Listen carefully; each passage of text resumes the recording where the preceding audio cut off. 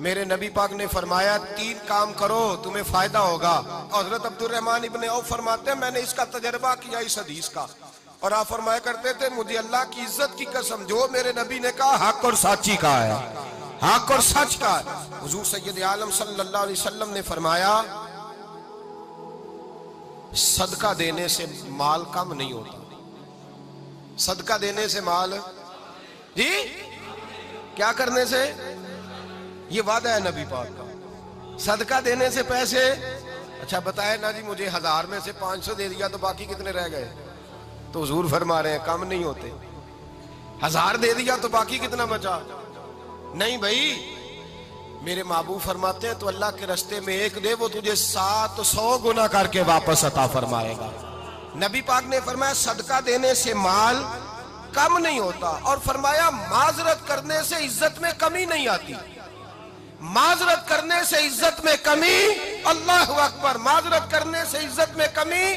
اور حد کر دی میرے حبیب نے، فرمایا تو رب کی رضا کے لیے عاجزی کر، تیرے نبی کا وعدہ ہے اللہ تجھے عزت عطا فرما دے گا، تو جھک جا اللہ کی رضا، عاجزی اختیار کر، سادگی اختیار کر، سادگی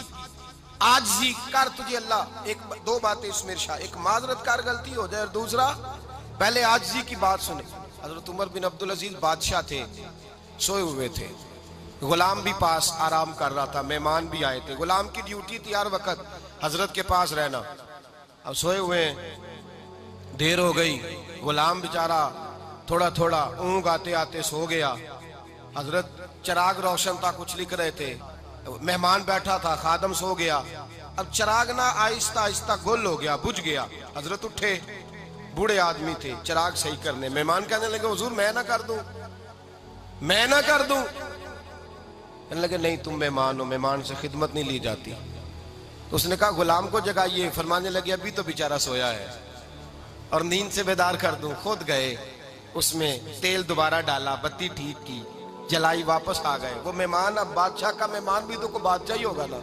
کہنے لگا حضور آپ اپنے کام خود کرتے ہیں، کیا لفظ ہے، کیا حسن ہے، اور 2 جملوں میں کیا تاثیر ہے، آپ فرمانے لگے ہاں میں اپنے کام خود کرتا ہوں، جب میں گیا تھا تب بھی عمر بن عبدالعزیز ہی تھا، اور جب چراغ صحیح کر کے واپس آیا ہوں تو پھر بھی عمر بن عبدالعزیز ہی ہوں، میرے اندر کوئی تبدیلی آئی، میں وہی ہوں جو گیا تھا۔